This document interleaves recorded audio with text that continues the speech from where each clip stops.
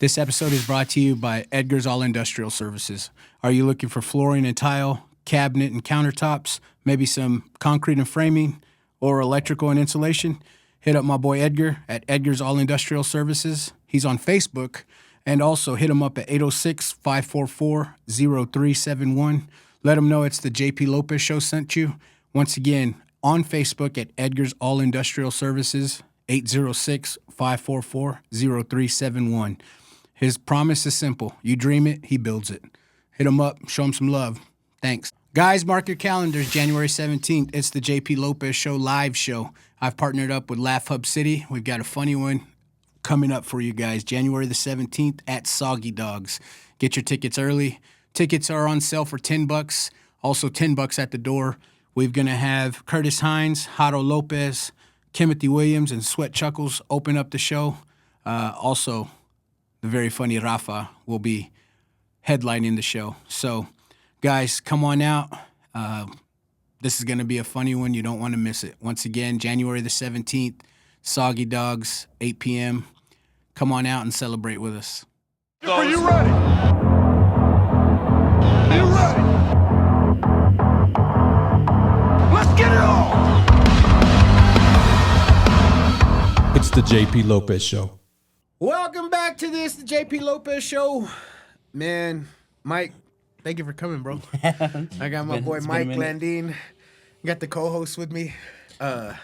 Thank you for toughing out the weather, because I know it's colder than a bitch in this motherfucker. I keep saying I'm going to get a heater in this bitch, but until then. Until the heater he told me shows up. yesterday. He's like, "Oh, don't worry about it, bro. We'll do it Monday. I got to get a heater." Well, I didn't realize until the wife told me that the high for Sunday was 41. Yeah. So then I checked the temperature for the time we shoot, and it was cold as fuck. I was like, nah, it ain't gonna happen. Nah, and then he said, "Man, can you make it?" I was in Austin, bro. I was like, "Fuck, I'm leaving early, bro. I'm gonna." And then I fucked you. Nah, just like I fucked you a whole day. We could have stayed longer in Austin, nah, bitch. not even. I still got to go back next weekend to drop off for my real? daughter. Yeah, I got my oldest with me from Austin. Oh yeah, because she lives there, right? Yeah. Fuck, bro. I hate Austin. Yeah. The traffic there is just ridiculous. I'm kind of man. used to it, I guess. Like back and forth over there all the time. Yeah, but dude, I mean, fuck, going. It reminds me of Los Angeles, like just to go literally down the street, a couple 40, miles, 45 minutes. And like, fuck, man. It's not as bad now because they live in what is it Cedar Park or right outside? It's easier. Oh, that's It's a money. bit easier. She's rich. Yeah.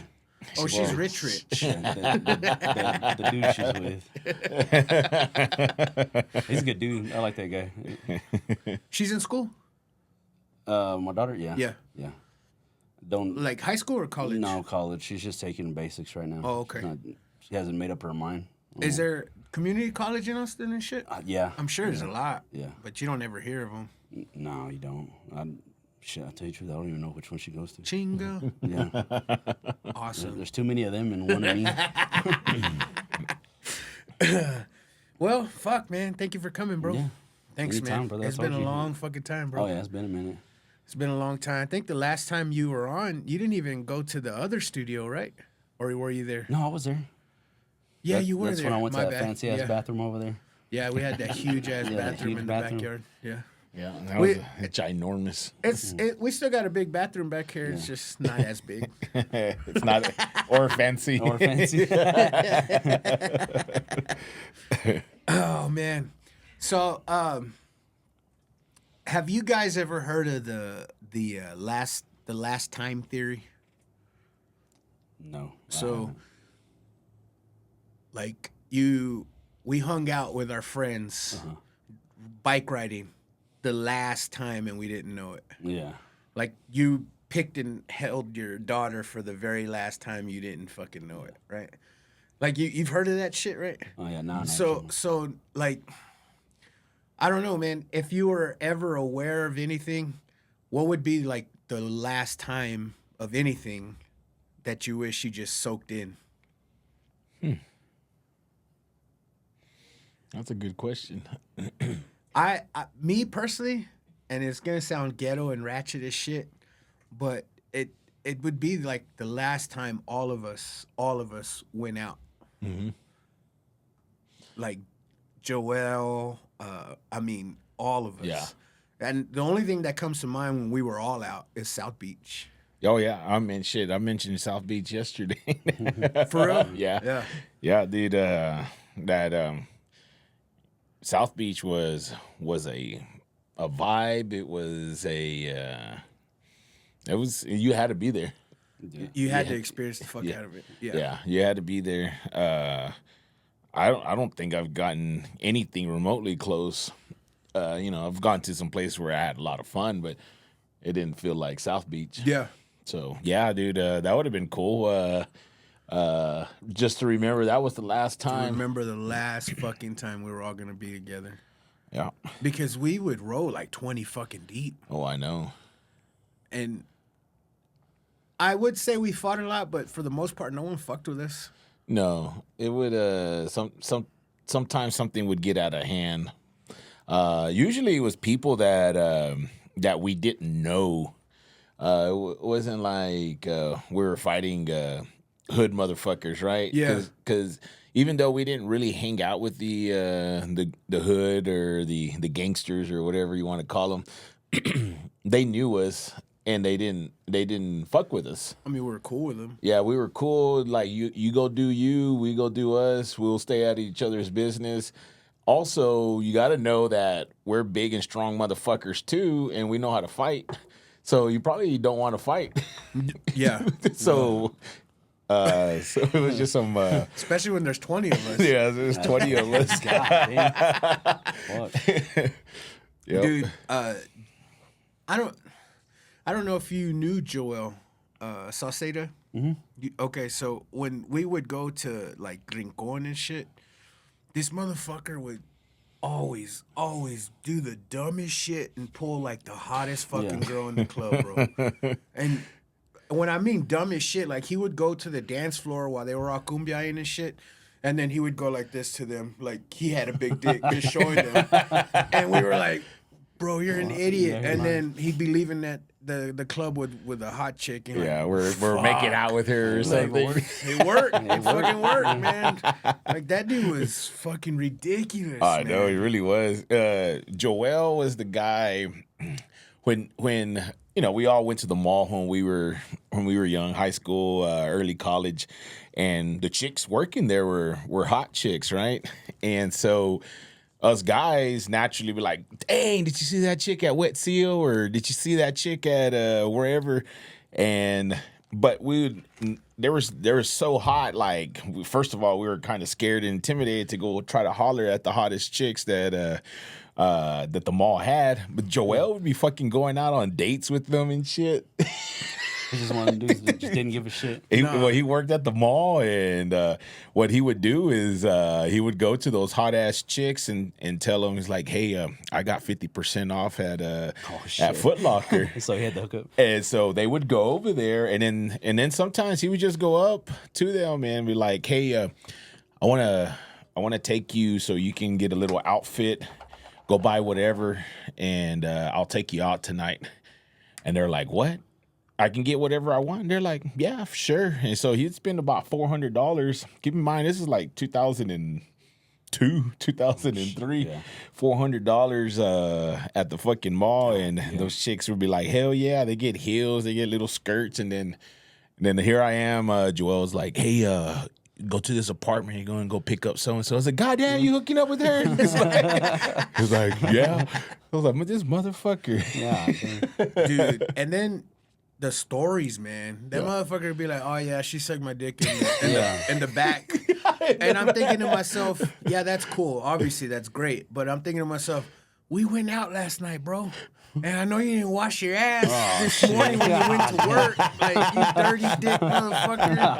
Like, you nasty fucker, man. He still had lint in his ass. Oh, shit. And then you think, God, she's a nasty cochina. Fuck. Both of y'all nasty. I hope you went to the restroom and hold back your fucking pecker, man. Shit. And he probably didn't. I know Joel. He didn't. Yeah, no, he didn't get a little towelette and do do a little dab. But anyways, that was my thought process on the last time ever, and I think truly, if I had like children of my own, it would be more sentimental or something. Yeah. But since I didn't, and I, obviously my lifestyle's totally changed from going out every fucking night. Oh, I know. I reflect a lot on when we all went out like a motherfucker, especially on Friday nights or Saturday night too. But Friday nights were. It gets me like I don't want to go do stuff like that. Maybe I'll get a wall hair up my ass and be like, yeah, let's every now and then. But like I don't like when the weekend's coming around. If I just stay home, I'll be perfectly fine, right? I'm fucking tired, right? But it kind of like makes me a little antsy when I see the youngsters being old, and I'm like, God damn, motherfuckers, y'all need to get out and do some shit. I should be fucking doing cartwheels off the fucking hoods of cars. Bro, every night we were out. I know. Every night. And I trip out because you're right, because my son and his friends, they act like old men. Yeah. And My brother's the same way. I'm thinking like, fuck, there wasn't a free period that outside of work and school that we were not out partying. Yeah. And these kids today. Oh yeah, it's way different. Yeah. So my brother, like I always mess around. My brother knows that I'm not gonna go anywhere. Like I'll just mess around with him, like, hey, mitotes tonight, or like just picking at him. He's like, nah, man, I'm gonna be at home. Well, what the fuck? You're 24 years old, bro. What the hell? You should be go picking only up knew chicks this at shit Wet that I Seal, was fool. You know? You should get blown in the back of the stock room, bro. Back in the stock room. God dang. I asked that guy for a size 10.5 like an hour ago. He's over there with someone's mom. Oh shit. He must be still looking for my size. The 5-year-old is still out there waiting for his shoes, and his mom is gone. Banging on some loafers. I've said this story several times, hundreds of times. I don't know, probably on the podcast even as many times, but I used to have to steal his money from him because he didn't have a checking account. So he'd get paid on a Friday, all cash. I'd take him to a check cashing place, all cash, and it'd be like 2 G's. Damn. Because, I mean, he was an assistant manager when he was in Lubbock. So he was making bank, bro, So I'd have to take all his money and then give him like $100 a night. And then Monday, I'd give him all his money back, right? Well, one fucking night, we were going to Rincon, and he had like $1,200 cash that I had from him. And he was like, no, I want it all. And I was like, bro, it's your money. You can have it, but are you sure? He's like, yeah, man, I want it all. I'm like, all right, man. I gave him back all his money. We went to Rincon. By the end of the fucking night, bro, he's hitting up me and Eric for $20. No shit. He has spent $1,200 fucking dollars at Rincon, man. God, and the night wasn't even over, bro. Yeah, I know. The night wasn't even over, bro. I think it was barely midnight. God dang. And he was like, y'all got 20? He was like, what the fuck, dude? And I'm like, that's why I fucking take your money from you, you fucker. Like, shit. I can't lie. I was like that a little bit when I was younger. But I would just... But I'd wake up in the morning, I'm like, damn, there's $500, $600, $700 missing. What the fuck happened here? Not missing, cabrón. I said it was missing. Man, somebody robbed me, bro. I don't know what the fuck's going on. I would spend all $52 that I had to my name. For the weekend. For the weekend. All $52 for the weekend that I spent on myself, motherfucker. What do you mean my tab was $30? I only have 4 beers. God, Bitch. I mean, that's why we should have went to the library. Should have got penny pictures, asshole. I could have got 52 beers at the library. Everyone thought we were rich as fuck, bro. Legit. Because we were out of town going to tech games, all fucking cowboy games, all this shit. Dude, there was like 15 of us going out of town. All we needed was like $20 each, you know? Fucking pitch in for gas in the hotel, man, that was nothing. Yep. Especially when there's 15 of you. I just leaned on the wall to sleep. Like, I didn't need a bed. It didn't matter what the temperature was or nothing. It just fucking endure it. Make it happen. And that's why I say I don't think these kids know that shit either. No, man. They've been pampered by their mommies and shit. Yeah, that's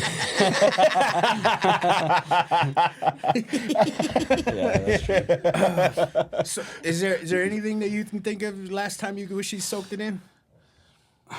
Man, mine's kind of sad. I'm bad with dates, so it was probably like had to be freshman, sophomore year. Never knew it'd be the last time that I talked to my buddy Anthony Guerrero. We had a football game, and he had switched to Lubbock High.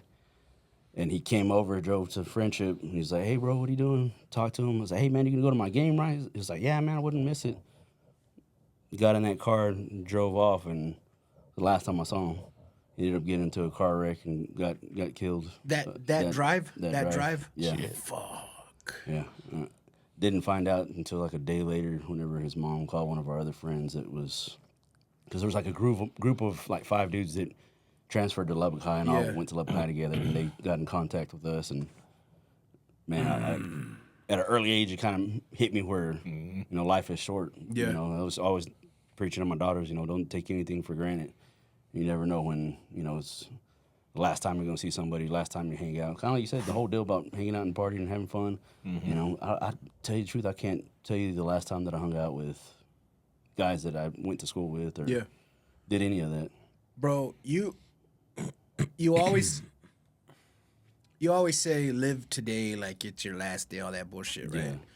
And okay, I get it. But then you hear stories like that, and then I tell you about my dog. When my dog just died like that, you're like, fuck, it really does hit you. Like, man, you really can fucking die in a moment, man. Oh yeah, in a fucking moment. Like that now more too with the girls because my dad's getting older and he's has his days where he's good, where he's not, and had a couple of scares here recently that kind of really got to him, and I just tell him, spend every time, that old man, he got hurt when it was 2000 maybe, I was 12, and he's been disabled since 2000, and he lived, even though he was hurting and pain, had heart problems and stuff like that.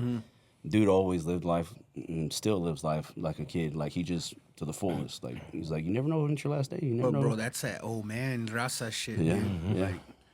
We were talking about that the other day. I said, man, it seems like our generation, like we grew up, but we like subconsciously we didn't grow up. Like we're still goofy. We still act like fools, And I'm like, man, I don't remember my parents. My dad was kind of like your dad, serious sometimes. He wasn't crazy hard, but he was a little more serious than what we are. I'm 37 years old, and I do shit that I was still doing when I was a kid. You find me outside playing with RC cars because I couldn't afford it when I was younger. Fucking pantsing your dad. No, I ain't Ramos, bro. I ain't gonna fart in my dad's face. No, I ain't trying to get my ass beat.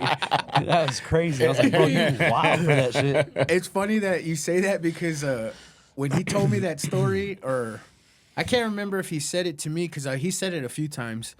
I was thinking like, damn, man. I think he said it the last time he was on.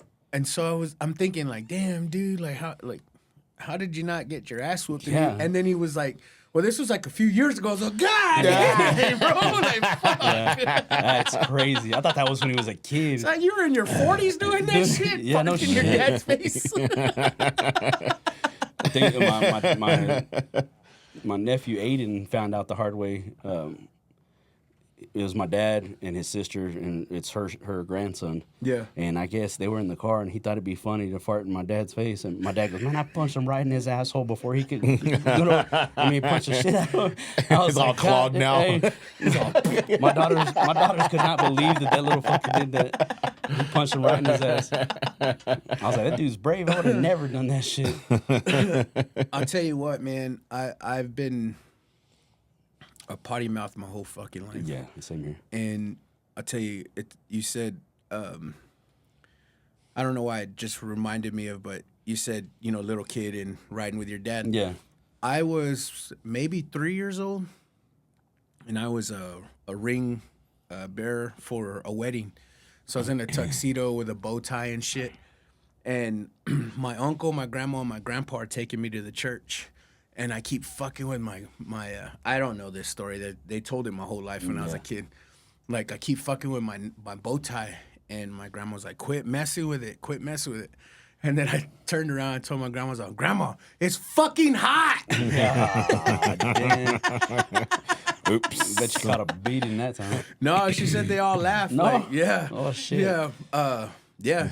I've only been able to watch my mouth around my grandpa, but other than that, man, I've never been able to censor my fucking I'm the same language. way, dude. Like, and it's funny as hell because my daughters, they won't even try to cuss around me. Like every time they say something, and I do it on purpose. They'll like at the hotel this past weekend. My middle child was kind of wrestling with me, and she was like, "What? Why are you gonna pull me out of the bed like that?" Because she wouldn't get up.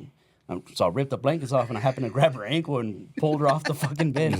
And she's like, "Why are you gonna grab me like that?" So she goes and starts trying to grapple with me and shit.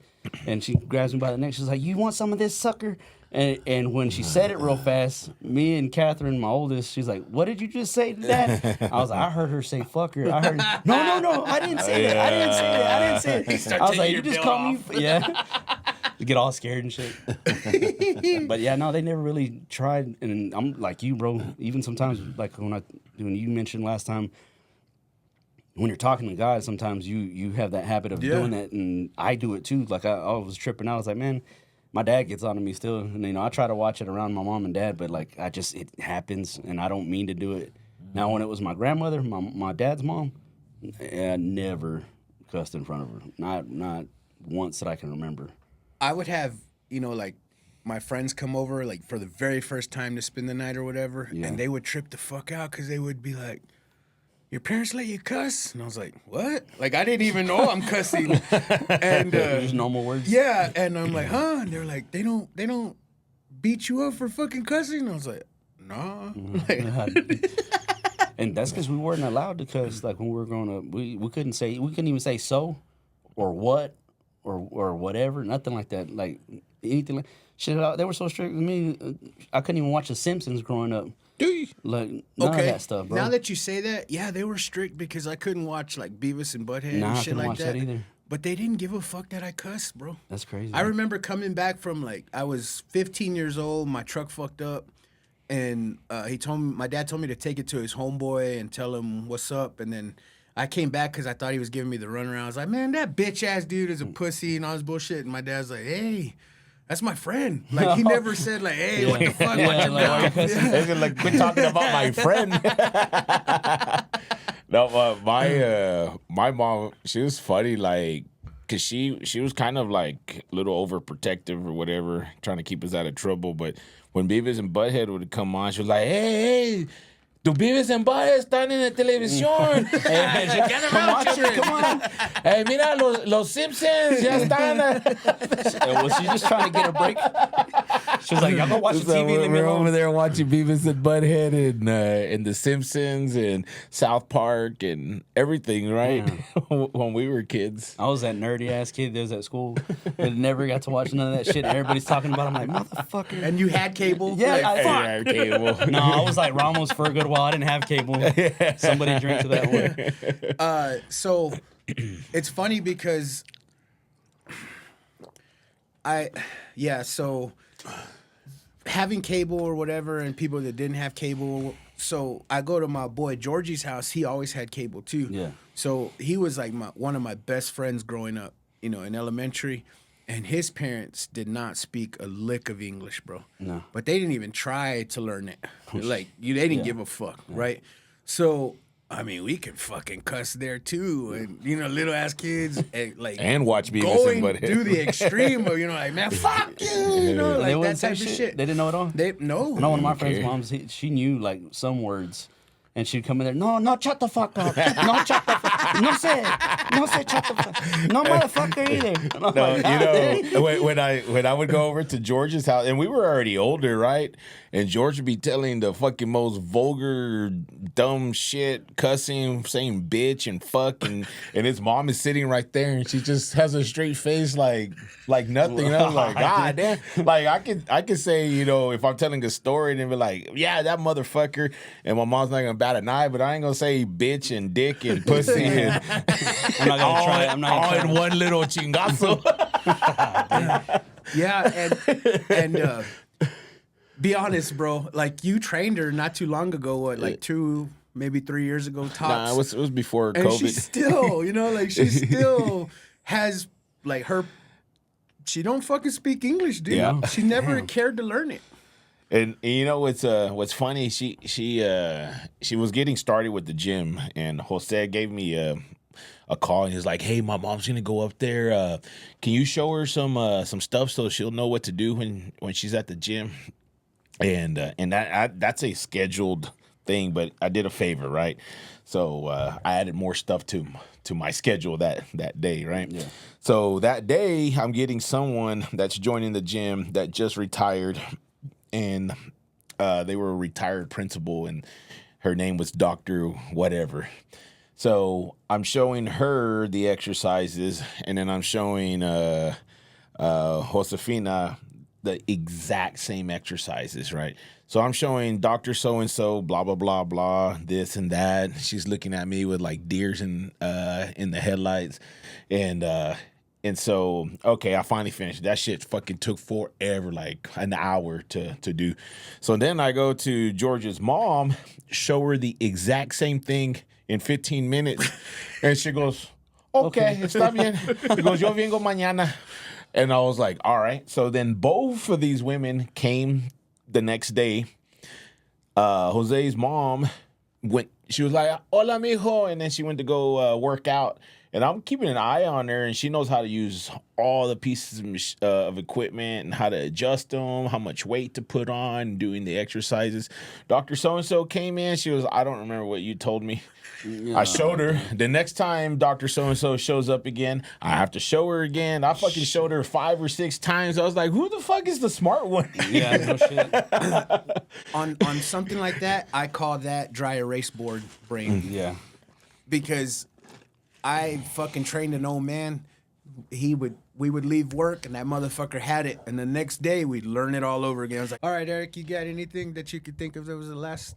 Oh man, yeah, I was thinking like I don't know. I really don't. There is some sentimental thoughts or whatever memories, but I don't know if there's one that I feel like I missed the opportunity to soak it in, or if I knew it was the last time. I don't know. I guess I just managed to keep my sanity by living today, day by day. To like not give a shit about anything yeah, else. about yesterday. I've had more recent thoughts about yesterday here in the last year or so. I don't know. I run into people I hadn't seen before or in a long time, or people say they remember me and I don't remember them at all. Like that happens to me so much that they're like, "Hey, I remember yours," and they can describe everything about me when I was a youngster, and I'm like, I'm sorry, I have to apologize to them that I don't remember them. I said, and it has nothing to do with you. It's me. Yeah. I don't remember stuff. So I used to be good about that. I used to remember everything, but that's happened to me recently, and for the life of me, I'm like, man, no fucking clue who you are, bro. Yeah. And it's like you said, they're like describing the work, play everything, so you know they're not full of shit, and you're like, fuck, man, I don't fucking remember you, bro. Yeah, I know. And so that's happened to me a shit ton of times. Hell, it happened to me 2 weeks ago. Like someone was telling me, and I was like, shoot, I don't remember you at all. And this was from work. This is from like 2008. This is not even like 99 or something. This is 2008. Most recent shit. And I was like, I don't remember anything. But, You have 50 first dates, brain. I think so. I think it's kind of better to live that way, though. You're not really worrying about too much of the past. Of the past, I'm not even thinking too far into the future. I'm trying to like manage today and get it completed, and then run it back again tomorrow. That's just the way that I've because there's been a lot of bullshit and and tragedy and whatever, and some of it is self-inflicted fuck ups or whatever. And I told myself I need to get myself out of certain situations that I had gotten myself into, and when I fucking finally get out, I'm gonna live straight. Yeah. And that's pretty much what I did. I left everything in the past. But also that too, I've always said it. Your way of thinking about life is a lot different from the normal. Yeah. So I mean, if you know who you are as a person, you know that shit, there's not too much shit you give a fuck about. Yeah. Yeah. I've become more like that here recently, within the past year or so, where I'm just kind of like Eric, just worry about today, get through. Yeah. You know, don't really. I used to be real worried about the future all the time. I think more so, like I said, because my dad got hurt at a younger age, and it was unexpected, and a bunch of stuff kind of fell through. But it ended up making through all that stuff, and you know, you see him now. You'd never thought that he skipped a beat, but it was because he was always preparing for if or in case something happened. And I think that's the way that, you know, I've lived my life a majority of the time as well. If this happens, if I'm not okay, if you know, That's a tough man though, bro. oh yeah. To have that mindset every day for years and years that fuck, I could go anytime. Like literally legit. Yeah. I mean, first stint was like in his early 30s, a heart stent, and now he's got over, if I'm not mistaken, like over 35 stents. They call it from one of my buddies at work. His wife worked for UMC Heart Hospital for a good while, and I guess they said they called it like a full metal jacket because he's got stents on one side and then the other side. Damn it, bro. It was crazy because they did that to him over there at UMC, and they did open heart surgery on his dad, his mom, his brother, you know, and they never did it on him. They just was like, oh, this is the new thing that we do. And I mean, he's just been stuck with it. They can't do anything. What exactly is a stent, though? You'd have to ask her. He probably knows more than I do. So when you have your veins and stuff, the arteries that are leading to the heart, they get clogged. And so with cholesterol or whatever. Yeah. And so the blood flow then messes up. So imagine a pipe, plumbing or whatever. Yeah. And so it doesn't want to go through. So then you put in, and a lot of times it comes from the wrist. Yeah. They used to cut you open, but they can go through your wrist or they can go through your groin, and they follow the vein all the way up into where that blockage is at, and then they put like this little balloon in there, and then they blow it up, and it opens up that spot that's getting blocked. But then they remove the plaque, or it stays there. No, they don't remove the plaque. They just make that section bigger. Okay. Where now the plaque, the same amount of plaque is still there, but it's wider, open. So now it's blocked. It's not blocked. It's not blocked. Open, so then now the flow is going. It's like imagine your PVC pipe. It's blocked and you can't pull all of it out, so we just make it fatter in that spot. If you could put something into your plumbing and make it fatter, and then the water will flow. Yeah. I heard on a podcast, and I know that not everything you hear is true, but this was was Andrew Lieberman's podcast, and he's a health podcast. And some doctor was there talking shit, saying that back in the day, that cholesterol used to be the normal, your normal level, like back in the day, was in the 300s. And then all of a sudden, somebody or some study came out where it said it should be like below 120 or something. Mm-hmm. But back in the day, if it was in the 300s, you were normal. Yeah, I've come across that too. So I've heard it, and I've always heard the guidelines of cholesterol that we're doing right now is the guideline that we should do. But I've also come across that, but I don't know if I really did enough, had enough care to go into research it more. It doesn't matter because then your insurance is going to bill you for Oh, yeah. For whatever the standard is. So anything that the government has regulated for us is to benefit insurance pockets. companies. Yeah, everybody's pockets except for yours. So like the food pyramid. The food pyramid is fucking complete nonsense and bullshit. And we followed that forever. They got cereals. Like you shouldn't be eating cereal at all. Like The most was grains, right? Yeah, You were yeah. supposed to eat a fuck ton of carbs. yeah. Yeah. That was wild. And then like if you ever read the history of cornflakes, it'll fucking terrify you. And so Why? you know why cornflakes were invented? Nuh-uh. Cornflakes were invented. It was I don't know if it was like an orphanage or troubled teenage boys or whatever. They were institutionalized, kind of like a home. Not necessarily they were crazy. They needed to be somewhere, right? Yeah. And there was a problem that they were having with all these boys that were like 15, 16, 17 years old. They couldn't stop jacking off, right? Oh, I've heard something And like so this. Yeah. so he created something to slow down their libido. Yeah. And created cornflakes. It's a drop. And they quit jacking off so damn much. Because like their Their testosterone dropped? testosterone, their estrogen went up. Yeah. And they didn't have the urge for sex anymore. Fuck.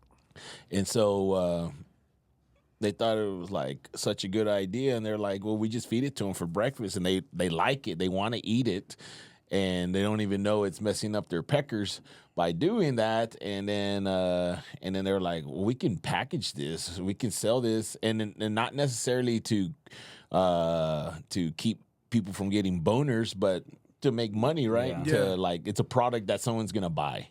And then the end result too is that it makes your pecker not want to work. That's insane, bro. I'm glad I never like post those I knew I hated Tony the Yeah, Tiger. I knew I fucking didn't like them for a reason.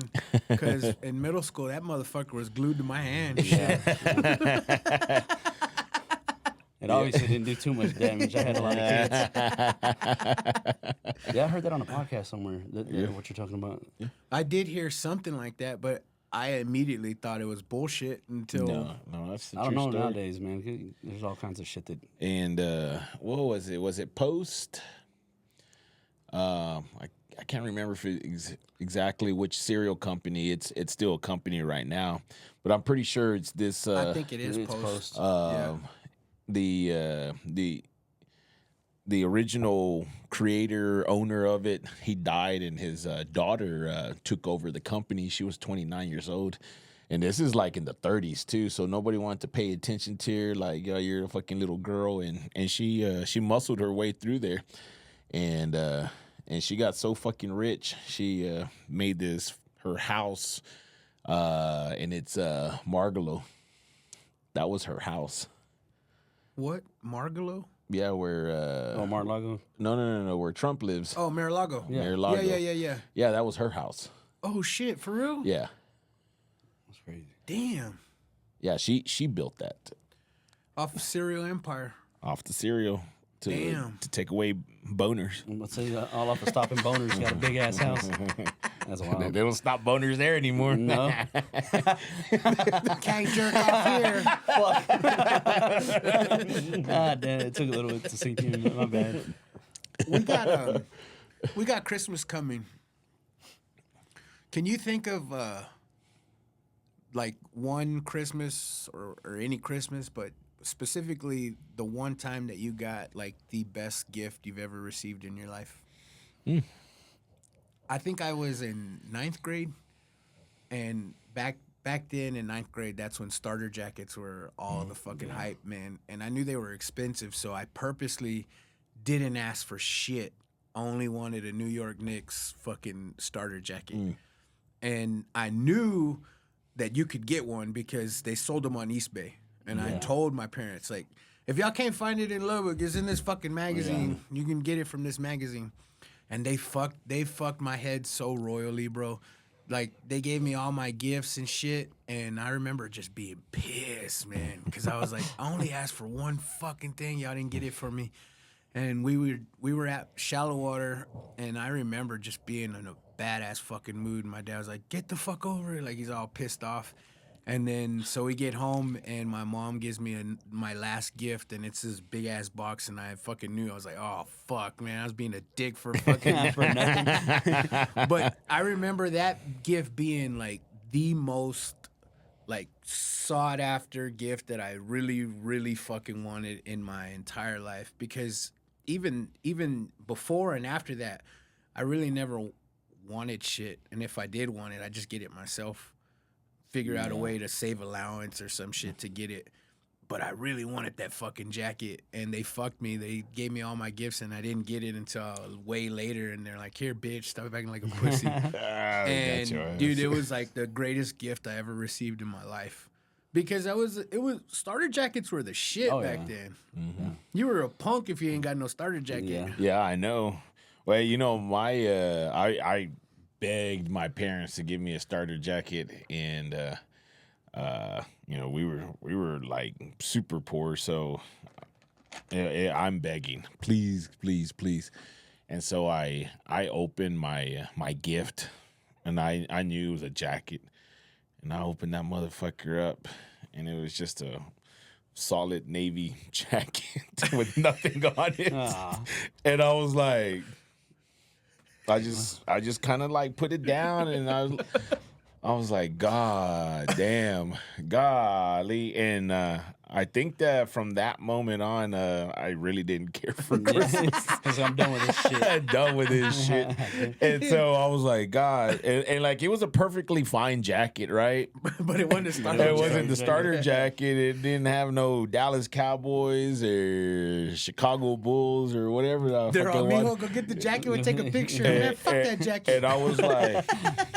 Wrote on a piece of paper, Chicago Bulls on the back. I did get an Orlando Magic starter jacket like later on at the Cardinals sale. Oh, shit, I don't know how much it was, but it had to have been cheap if they bought it. Right? And so I really didn't want an Orlando Magic, but you know, Shaquille O'Neal was with the Magic when I got that jacket. Yeah. But I got that jacket like in the summertime, right? Yeah. In July. Hell yeah. On a clearance sale. By the time it got cold, it didn't fit me no more. By the time it got cold, he was on the Lakers. So, but you know, a funny story. I was watching TV in my mom's living room, and my nephew walks in. He goes, "Is Grandma here?" And I was like, I don't know where she's at." I said, "Probably at the store." I said, "Well, what's up?" "I wanted her to take me to go buy a jacket." I said, "You trying to get my mom to buy you a jacket?" I said, "Man, she got like 80 jackets in that closet over there, bro." He goes, "For real?" I said, "Yeah." I said, "Shit, man." I said, "There's some badass shit in there." I said, "There's starter jackets in there, the Orlando Magic and Georgetown Hoyas. Wilson's leather jackets and shit." Yeah, there was leather jackets, Green Bay Packers. There was a shit ton of jackets in there, dude.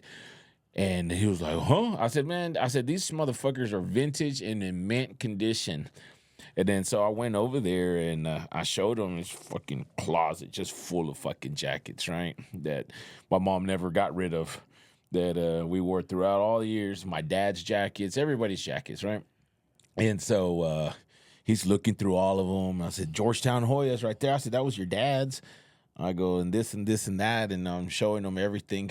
And that motherfucker, he grabs a jacket, and he's looking at it, and he's like... Hey, not that one, man. No. It's that fucking blue jacket I got for Christmas, right? The one I fucking hated. And he goes, "I think I'm gonna take this one." And I looked at him, I said, "You like that jacket?" He goes, "Yeah, this was pretty good." I said, "Bro," I said, "You can have that fucking jacket, man." I said, "God damn." I can vouch that jacket's never been worn, man. And I was like, and then I thought back, and I was like, God damn, I was fucking devastated when I opened that jacket. And then And then there's a closet full of badass shit. And that's the wants one that that he fucking wants. God, damn. We come a long way, huh? Yeah, I'm lying to you. I'm lying. There was 2 gifts in the whole entire world that I always wanted. One of them was that starter jacket. The other one I never got. The cars that you can put the racetrack on the wall, and then the car would go up on the wall. You remember that? I remember that. Was it like the electric? No, well, I guess so. But they were like the connectable Yeah. racetracks, but you could put it on the wall. Oh shit! And then the car would Go up drive the wall. up the wall. Yeah. And dude, I always wanted that motherfucker, and never got it. And see, mine was it was the connect racetracks like that, but the electric one, they came with like a little fucking mold, and you could pour the plastic in it and make your own little mold of your car. Oh and shit! then you could set it on top of the little. It had like a little metal piece that would stick into the track. Yeah. And you'd press a button and then it'd go around the fucking track. I'll be damned. Yeah, that shit I was- never was- even knew about that That shit. shit was cool. I mean, that was later on. Shoot. Damn, I don't even. I'm horrible with these, dude. I can't remember nothing. I just remember that because you were talking about that, though. Because before that, I didn't have no present. Because I can't remember too much. It's weird. I don't remember too much of being young. For real? At all. Not one gift that stands out that was the shit for you? And I'm sure I had a lot of great gifts. I Yeah. just don't remember, dude. Like you were telling a story about your bow tie and your Yeah. family telling you.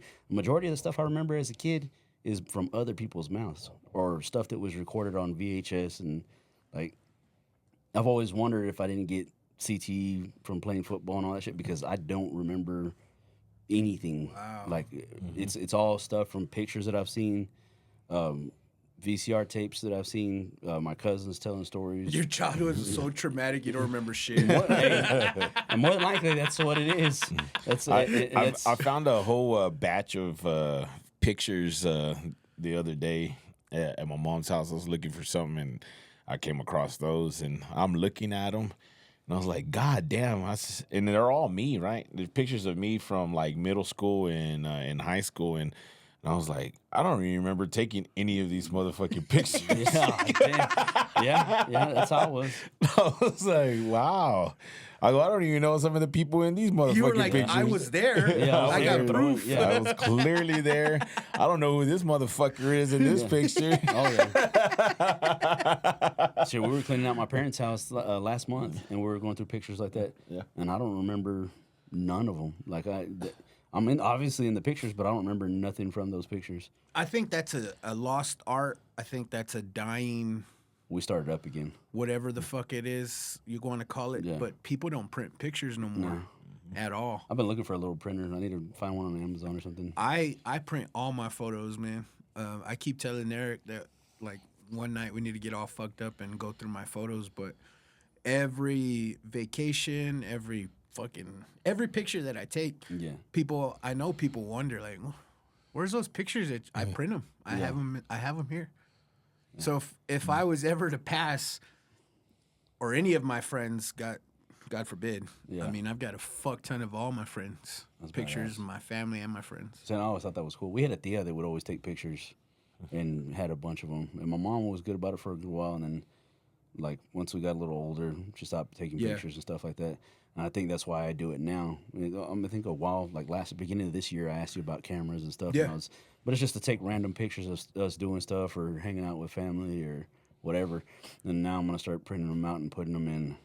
I print them at Walgreens ever so often, probably like once a month. Yeah. They always send out an email saying 8 cents prints. And you do that, and then it comes with like a coupon that's like 50% off. Oh, dope. So you print, and I think the max, because I always meet the max. The max is 100 prints, because I stack them and then I wait for that sale and then I print them all, and it's 100 prints, and I think I pay like $30 for all of them. Yeah. I print all my fucking photos. That's badass. Yeah. I go to Michael's, and they've got these organizers for photos. These little plastic containers. There's like 12 in each. And each one probably holds like 20 or 30 pictures, but I've got a fuck ton of those stacked. Yeah, I got a shit ton of pictures. We were separating a bunch of pictures, and I was feeling all nostalgic and shit, so I went and bought albums for my mom. Yeah. And then when I bought a couple of them, she was like, "Oh, man, I bought more, and I made this one." And we're looking at all the pictures, and it goes like from my mom and dad meeting each other to them getting married to them having me and then my sister. And then my brother has his own fucking book. And my mom goes, look, it's your brother's book. And I was like, God, I don't know. So now you know who the fucking favorite is. He's like, look at my book, bro. I got a whole book. We got baby pictures and then we're 30. Yeah. Nothing in between. No, she was good about taking pictures of us. But he, I guess she didn't want him to feel left out because the majority of all that stuff, my brother was born 12 years later. Yeah. You know, so the majority of all of our vacations and stuff when my dad was still healthy and stuff, it was just me and my sister. I always wonder what that relationship is like, especially with that age gap. With that age gap? Yeah. It's pretty good. It was weird because, like I said, my dad was hurt. So, like, if anybody really disciplined him, it was me and maybe my sister sometimes. Yeah. But he was more, even now, he's still kind of, it's like a second dad kind of, like, deal. Like, we're brothers. We love each other. But, like, sometimes when we're doing something or I'm like, hey, man, watch out. Don't do that. Or, like, he kind of, like, doesn't test it. I mean, he's bigger than me now, you know, but he's never fucking, like, tried to, like, strong arm me. Yeah, muscle. yeah. Like, he never. He still respects you. Yeah, he still respects you. And then my daughters, too, like, that's, like, their older brother. But I It's guess not a Theo, it's an older brother. Yeah. And they call him Zay. They don't call him Theo. Like, my sister, they call her Thea. But it's kind of like the same thing with, Donnie Flams. Like, it was the same way because he's 5 years older than me or 6 years older than me. And it was the same way, kind of like he was just more of a cousin. And half the time, hey, primo, I'm like, I'm not your primo, fool. Oh, hey, cook. Oh, yeah. Yeah, because I have a buddy who, the little girl who's his niece, grew up tailgating with us. Yeah. And, I mean, we watched her grow up. And she is now 21 or about to be 21. Yeah, I think she's 20.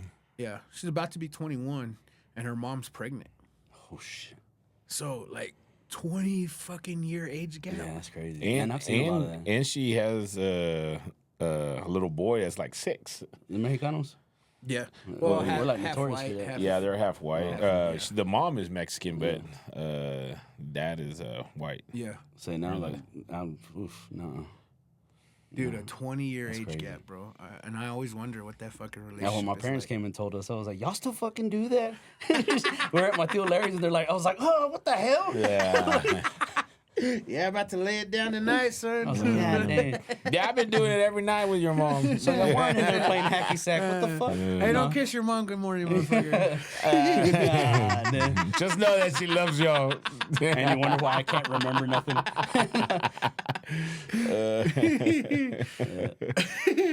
You can't remember a gift? They're a gift. I remember getting the Nintendo, the original Nintendo. Oh, dude. And Clear my schedule. and I that ain't doing shit. I that only got to play my Nintendo, that was the cousins. one with everything on it. It had the track little pad. Oh, the Olympic? Yeah, Yeah. the Olympic, and then it had the duck hunt for sure. And so, man, we played the shit out of that, and then we got some games or whatever. I think we ended up, getting Contra, and I don't know if we had Mike Tyson's Punch Out, or I think we did. And so, that right there. But it was everybody's gift, right? It wasn't just mine. It was my brother's gift too. And so we played the heck out of that. I remember. Nintendo. What was Nintendo? Late 80s, right? It wasn't 90s. It came out in the 80s, right? Or was it early 90s? I think it came out like in 88. I want to say that may have been around that. If I remember it had to have been like 1990. Okay, let's just say 1990. Yeah. I remember games being like $65. Yeah, back then. In 1990, bro. Yeah. 65 fucking that dollars. Zelda with The the gold one? The gold one. Yeah. God, that motherfucker was expensive. I Real remember expensive. being so pissed when I finally got Zelda and it was a boring ass fucking game, and I was like, I wanted this game for so long and it's a piece of shit. Yeah. Because every time I'd go rent it, it was checked out. So then they finally bought it for me, and I was like, man, this game sucks. Well, to me it sucked. Yeah, I was yeah. like, this ain't even fucking interesting. It did suck. There was a lot of games that I just thought sucked. Yeah. Even as a kid, it didn't. I'll tell you what didn't suck. Tecmo Bowl. Yeah, that No, was that the shit. one that one did not suck. That game did not fucking suck at all. Yeah. I liked weird ass games. I don't know what that game was called, but it was a baseball game, but it was robots that would pitch and bat and all that shit. And I can't remember the name of it. We used to play the crap out of that game, me and my cousin, on the regular Nintendo. And then the Ninja Turtles. I played I used it. to play the shit out of That that. was the hardest fucking game. It's still fucking hard. I have a Fuck, regular bro. Nintendo at home. I still can't beat that shit. And I'm 37 years old. Dude, it's hard, man. Yeah. I read something. I think, did I send it to you, Eric? It was a post on Instagram or TikTok that said that children today are being groomed by video games that are just easy, like Infinite Life and all this shit, as opposed to like what the games fucking, when we were kids, had like 3 lives.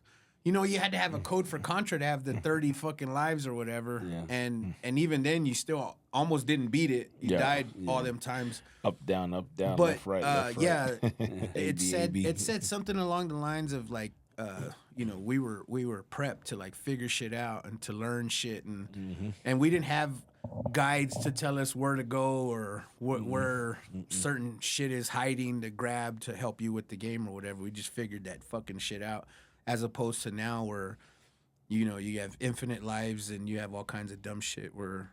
I don't know. It's just a long post. You got the this. cheat codes Yeah. and all. There's a long post that's kind of said like, I think it was games helped us as kids. Yeah.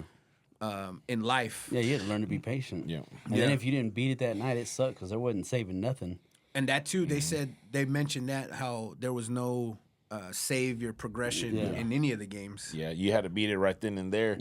And it'd take you 3, 4, 5 hours if you even got that far. Don't turn off the Nintendo. Turn this shit off. You're going to be, what the fuck? Oh, yeah. Turn the TV off and leave the Nintendo on. Get better. Yeah, get better. Don't suck at the game. I also heard too that 90s cartoons, like visually and audially, they're better for the kids than the cartoons right now. And they said that one lady that converted her kids, like today, converted her kids to 90s cartoons because she said her kids are like going crazy, ADD type of behavior. Yeah, and she came to the conclusion that she was guessing that the cartoons were making the kids like crazy, like whatever, jumping off the walls. And so then she converted because someone told her to put it on 90s, and that they calmed down. And so the colors and the noises and stuff like fucks with you. I got to be honest with you. I didn't even know they still showed cartoons. I didn't know that cartoons were new to kids anymore. And these are like the educational cartoons. Yeah. So whatever you're showing to a 1-year-old, a 2-year-old, a 3-year-old, those little. It makes sense though, because these kids got no fucking patience and no to hold their attention span. It makes sense how it might be ADD type shit. Yeah. Oh, yeah. Yeah. Especially with all the apps now, like Yeah, TikTok and all that stuff. yeah, It's TikTok is it's fucking just 10 seconds swipe. Yeah. I even catch myself, like, if I don't find joy, like, I'm 10 seconds, not even 10 seconds, I'm just flying through it because I'm like, that's boring, that's boring. Then I get something that is, like, interests me. It'll usually be a podcast or something, like, some type of educational crap where I can actually learn something, and it kind of gets me tied into it, and I'll actually watch it. But with everything nowadays, it's now. Like, it's got to be quick. My TikTok is it's fucked. Perfumes and chichas. It's all fucking fragrance, bro.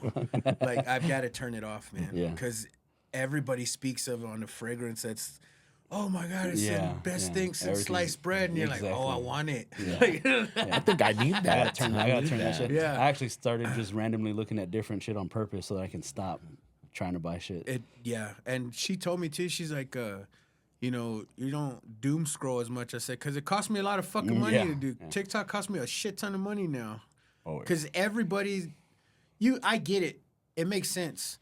Because all these influencers all of a sudden are all hyping up this one fucking fragrance. And you're like, I want it, but And I love- motherfuckers, y'all are all getting paid to say I the was about to same say, shit. and I love when they're like, "Oh yeah, and this isn't like a deal where I'm getting paid off of Yeah, this." you fucking liar. On the bottom it says, says- "Click here for the fragrance, asshole." On the bottom it says earns commission, Yeah, right? yeah. Creator earns commission. Commission, Like, yeah. get the fuck out of here. Yeah, that's So, are you hardly ever on TikTok, or do you fuck with TikTok? Because I know you have an account. Yeah, I rarely get on TikTok. Like I don't scroll through TikTok. I always wanted to ask you, and I keep forgetting what your feed is like. Yeah, I don't know. I don't scroll through it. If something is sent to me, I guess I don't always open all of them, but I know if they get sent to me on an Instagram DM, then I'll probably open it up on a TikTok or whatever. But then I watch it, and then I'm done with it. I don't scroll more. But because you're different. You're different than all of us. So I always wondered what your feed would be like. And like World War II type shit. Yeah, but my feed on Instagram is there's a lot of like Western Wild West type of stuff, Native American, a lot of World War II, lots of contradicting Zionist bullshit. Of course, I got all my sports algorithms, so I'm always caught up for sure on at least Texas Tech, and pretty much anything football. I'm pretty caught up on. I'll know that information like pretty fast, and so. But yeah, I think there's a couple of podcasts. I've been listening to a couple of like crime podcasts. Listening to some motherfuckers and their crazy ass stories, and I was like, "Oh, damn!" You can get lost in that quick. Yeah, I know, and they kind of have like a redemption. One dude, he was a hitman in Colombia, and now he's a school teacher in Colombia. He teaches English. Oh Oh shit! shit! And he was telling us these stories, bro. Like he goes, yeah, I became a hitman when I was like 16 years old. He goes, I knew a lot of the cartel people. He goes, when I was a teenager. He goes, and my parents they moved me to America, so I went to Miami. Because I went to a nice school, and I was an American. I was a kid. I did good in school, and I did everything. And then, but the summers would go back to Colombia. He goes, and I started running with my cousins, and they were doing cartel stuff. And he goes, and I remember my first hit. I was 16, and he goes into like complete detail of like killing these motherfuckers. And this motherfucker told like 40 murders. And and so and like I'm like, what the hell? He goes, yeah, man. And he goes, and he just kept on going back and forth. He goes, well, did you kill anybody in America? He goes, yeah, well, he goes, not when I was a teenager. He goes, but yeah, later on, when I was like 25, I'd get sent to America since I was I was an American. I spoke English, and I knew He got stuff. tried for all this, He because I got- would imagine the statutes is already Yes. passed if Yeah. he's talking So, about that. If he didn't, I think since he was the hitman, I think he did time in the United States, but not for murder, for conspiracy and for other tax shit. fraud and Tax shit. fraud. And then I think they deported him. They sent him to Colombia. He couldn't be in the U.S. anymore, and The Democrats were over there crying.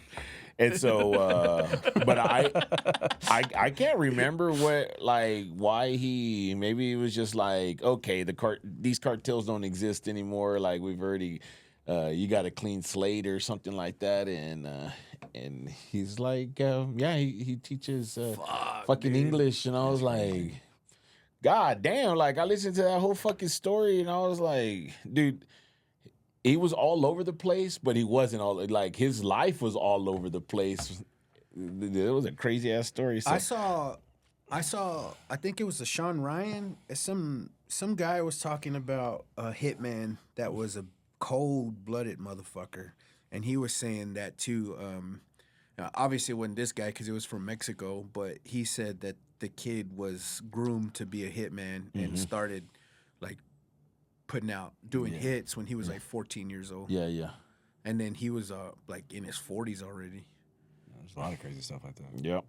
So yeah, that some of those things will pop up on my algorithm. So, yeah, that I came across a couple of I've always been interested in Wild West and also Native American. I listened to a podcast about Texas, so it tells you everything about Texas pre-Alamo. And so like how we even got to the point of the Alamo. So the people that settled that were sent to Texas by the Spanish royals or whatever, and they just sent like a whole bunch of like poor people go figure out how to survive in Texas. And so it was difficult because first of all, there was hostile Indians all over the place, and it was hard to grow stuff because it's so fucking hot. So they tried to grow shit that was from Mexico in Texas. Well, it wouldn't grow, and so it was very, very hard. It was a hardship. But the entire cowboy culture, that's Mexican culture and American culture that's cowboy, started in San Antonio. Oh shit! Yeah, they're the ones that created the charro, and then they created the cowboy, the vaquero, because that was the only way they could survive is by there was a whole like all the cows that were in Texas were wild. They were wild cows. Now, they were brought by the Spanish, but they became wild animals. And so they started corralling these things, and that's how they survived, was by eating the beef from these wild cows that were out there. I'll be damned. So the term Tejano, right?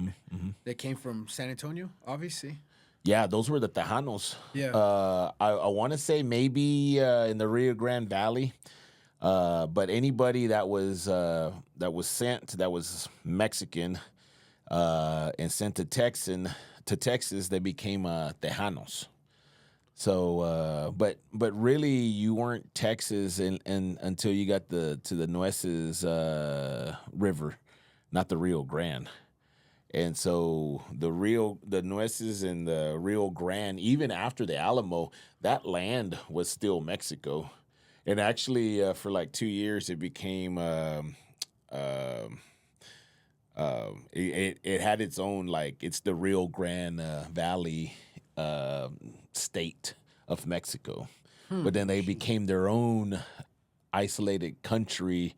No one recognized it, but they went to battle, and that's how the Spanish-American War. Did they have a flag? They had to. They had a flag. I can't remember what it looked like, but I'm sure people in that area still rep that flag. yeah, maybe. And this was on both sides of the Rio Grande. Yeah. So this was going into Nuevo León and Tapalipas and Coahuila, all of that, and then plus all of the South Texas, going all the way to Laredo and stuff like that, from Matamoros all the way up to Laredo on the Texas side, because there was ranchos, and they were like from the river and then like 10 miles in both directions, and there was ranchos on both sides of the river, and they were all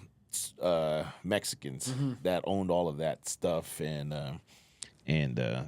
so where you call them Mexicans, they're Tejanos, they're whatever, they had specific little names or whatever. And like, did you know that in Coahuila and in Sonora, the Apaches were there too? Geronimo was born in Mexico. Did you know that? No, I didn't know that. Yeah, he's from Sonora. But his tribe was Sonora and far west Texas and all of New Mexico. So he's cartel. He knows all the corridors. You hear people in Mexico talking like how we do Pancho Villa. And like, yeah, man, my grandpa used to walk with Geronimo, man. I didn't know he was born in Mexico. Yeah. Fuck. And well, obviously he was fluent in Spanish, in English, and then he spoke his Apache language too. Okay. Well, I'm gonna sound idiot as fuck, but I mean the Apache is an Indian tribe, right? So there was Indians in Mexico, or Yeah, the tribe, the Apache tribe was in Mexico, all of their like the El Paso. Let's just say El Paso, right? In about a 300-mile radius of El Paso, was Apache land, and there were several different bands of Apache. But they were all Apache. They were like cousins. But you always hear like they're the baddest motherfuckers, right? They were pretty badass. So how the fuck did how did they get dismantled? They ran out. They ran out of the U.S. military kept on, killed all the buffalo.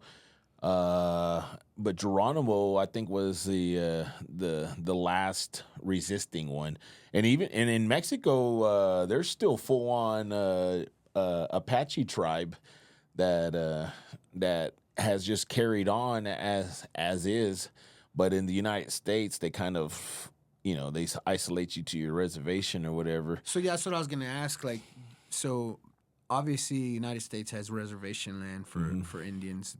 Does Mexico have like a reservation? They have areas, but I don't think it's set up the same way. They just leave you alone. Like yeah, because you see on the news or like in certain documentaries that Americans' reservation land is shit land. Like we just put them in the shithole we just give them the shit piece. Yeah. There's some Indians that kept their good portions of good land, but most of them didn't. Like the Lakota up the Sioux, they got shitty parts of the Dakotas. Like you can't grow shit on there. And then they took their the best stuff and they started carving presidents onto the side of the to the mountain and shit. Right? They're like, does it look beautiful? They're like, no, that's where we lived. That was ours. Yeah, dude. And then you sent us to fucking Siberia over here. Can't grow shit. So yeah, no, I've caught up on a whole bunch of stuff.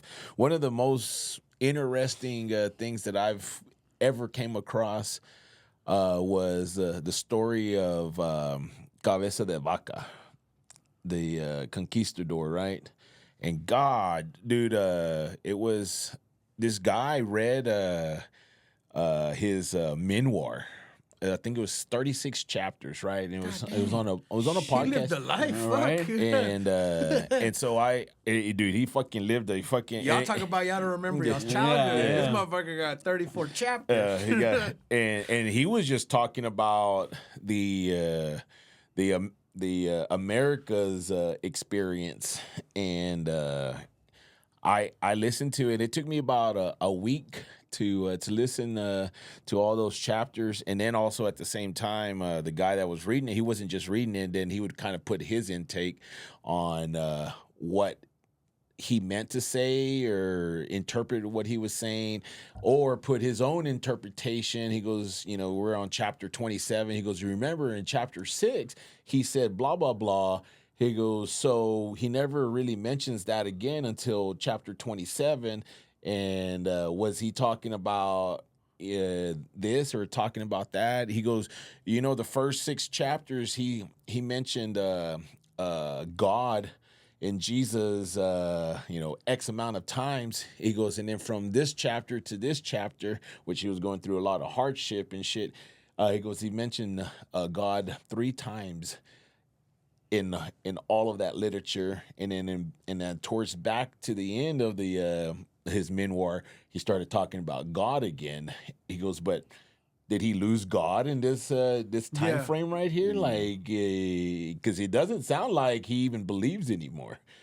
And dude, it was a good story. And then like I'm on the last chapter, and he's explaining on what's happening, and I was like, no.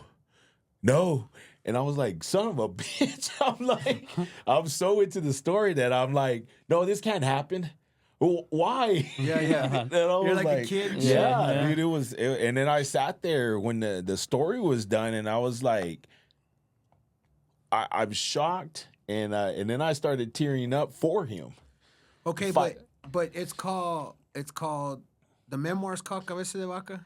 It's the memoirs of Cabeza de Vaca. I have the But why is it titled that? Is it no, I'm just it's not titled that. That's just what it is. That's what they call it. He wrote his adventure of him, like from his mission, why he was sent from Spain, and it starts in Cuba, and he's supposed to end up in Tamaulipas, and he didn't, but he thought he did. And now it's an adventure, and I don't even want to tell you, because if you want to listen to it, I don't want to spoil shit. Yeah. And but it goes through, like, he lands and there's natives. I'm asking that because I was just waiting for you to say, and that's why we eat barbacoa. Like, what the fuck? For a conquistador? How do we get there? And now we eat cabeza de vaca. And that's why we eat Big Red and barbacoa. That did not come from him. No, that's what I'm saying. I thought, yeah. eventually you were going to say, that's why we eat this food or some shit. And me not being able to remember shit, I'm going to go tell everybody, you know how we got barbacoa? I'm going to tell you right now. It was a conquistador, bro. His name was Cabeza de Vaca. He had like 36 pages or but something like that. but Cabeza de Vaca was the first non-native or European to be in Texas. So that's how it became part of Texas history. But his entire story is not isolated to Texas. It's isolated to a lot of fucking travel. And he ended up in Cuba. He sailed from Spain to Cuba, because Cuba was a satellite area to go to Mexico. So Cuba and Mexico have been tied together for forever. And so there's a headquarters there. They're gonna get there's ships and provisions. There's a dock there and stuff. And then from there, the provisions and a lot of stuff was gonna be sent to Tamaulipas, where there was a port. And then from there, you end up going into central Mexico. You can go to Mexico City and because all that. before we couldn't travel to Cuba, I always heard that if you flew out of Mexico to Cuba, they wouldn't stamp your passport as a favor to you because you flew from Mexico. But I never knew if that was true or not. No, you can go. Everybody can go to Cuba except for the United States. That's what I'm saying. Yeah, like, and they go. Yeah, and that's why, you'd fly from Mexico, and then they just knew not to stamp your passport. Yes. If you're an American. Yeah. So yeah, I always heard that, but I didn't know if that was true or not. No, I think that's pretty accurate. Fucking nuts, man. Like, and that's why we eat barbacoa. And bro. that's why we eat barbacoa. Yeah. Probably the Tejanos, they didn't really, in the stories that I heard, they didn't really mention barbacoa, but they were eating cows. Yeah. And their story wasn't culinary. It was very war torn. Always fighting. Yeah. So the cowboy, not the culture, just the fashion, the cowboy fashion. The whole thing. No, just the fashion, right? I always, as a kid, I always was like, because my uncle's dressed cowboy, you know what I mean? And I always thought that was cowboy. And then as I grew up, they were like, well, no, that's Tejano. Like the white people are copying. I always I always thought like we just stole that from the white folk. Yeah. I never knew until I was older that Yeah. they told me like, no, that's Tejano. Like, Yeah. Mexicans started that shit. Yeah. And it was and for about I think San Antonio was founded in 1681 or something like that.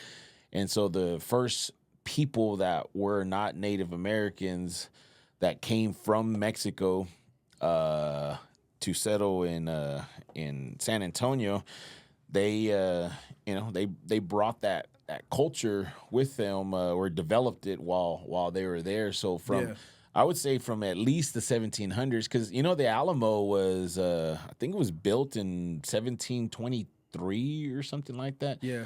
And I think Pee Wee's bike is in the basement. in the basement, yeah.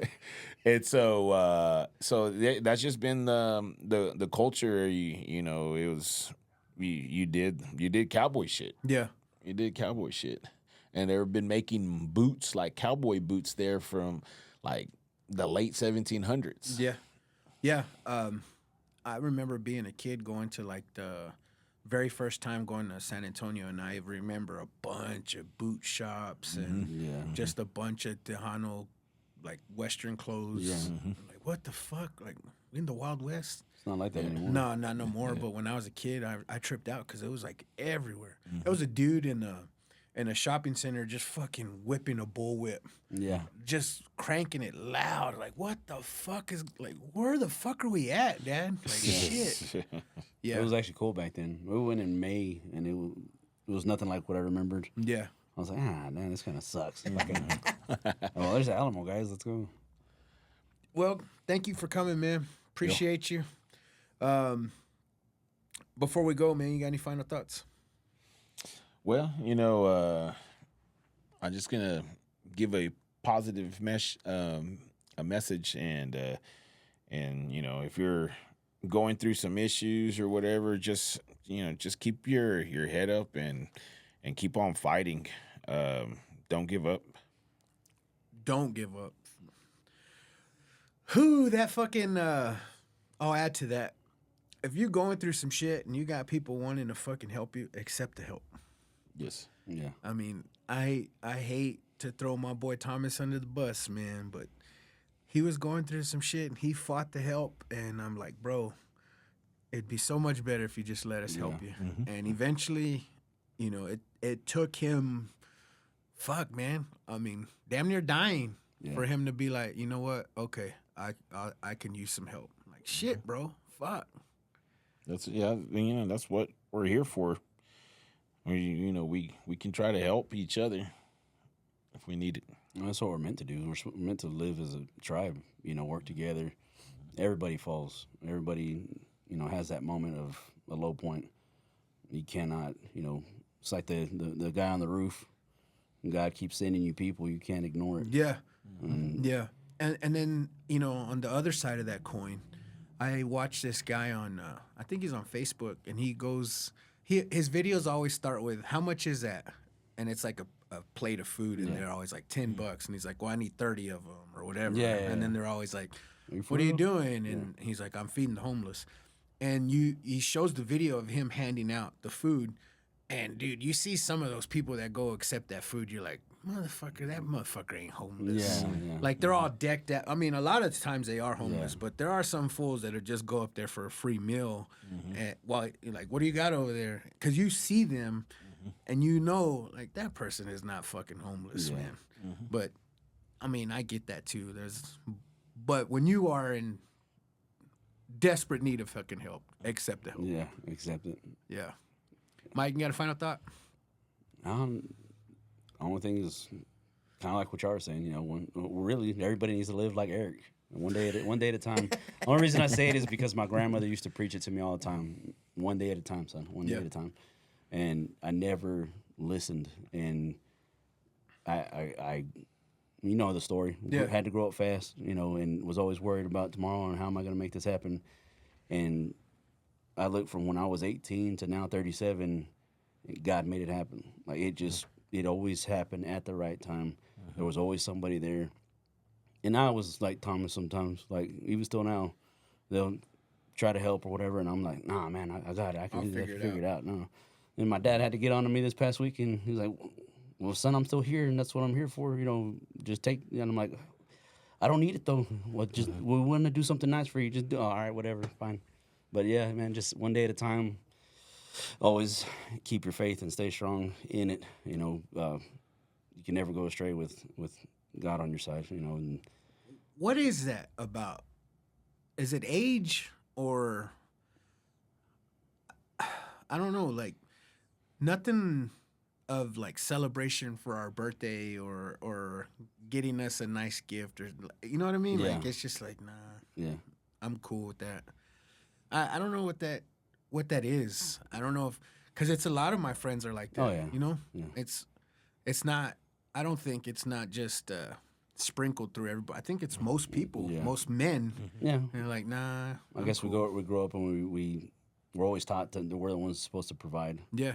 And I think men are more happy providing for their significant other, doing other things for them, and we don't really. I guess what we see as something given to us is the appreciation. Yeah.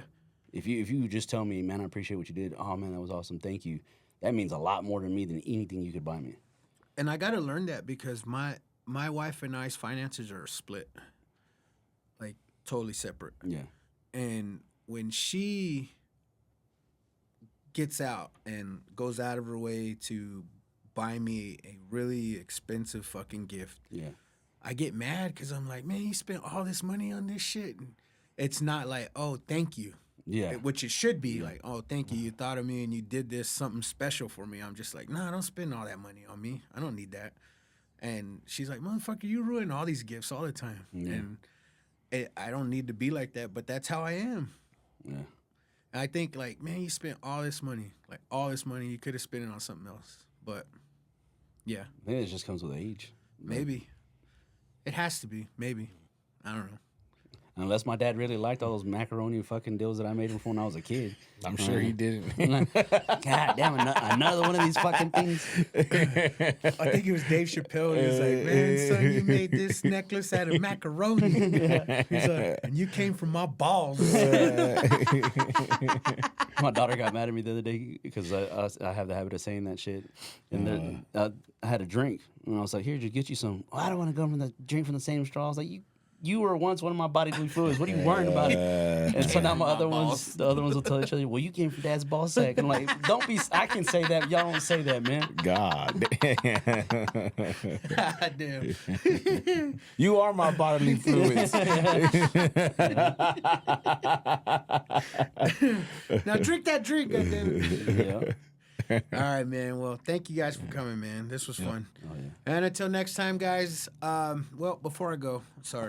before we go, live show January 17th. It's going to be fucking awesome, epic fucking show. Got 5 comedians, and then we're kicking off the live show afterwards. So please come on out to Soggy Dogs January 17th, live show. Doors will open at 8. Tickets are $10 at the door. I'm not even going to try to do the pre-sales because they're still $10 and the link is still fucked. So if you want the link to buy tickets, I'll just text it to you. DM me. I'll send you the text for the link. But until next time, guys, read some books.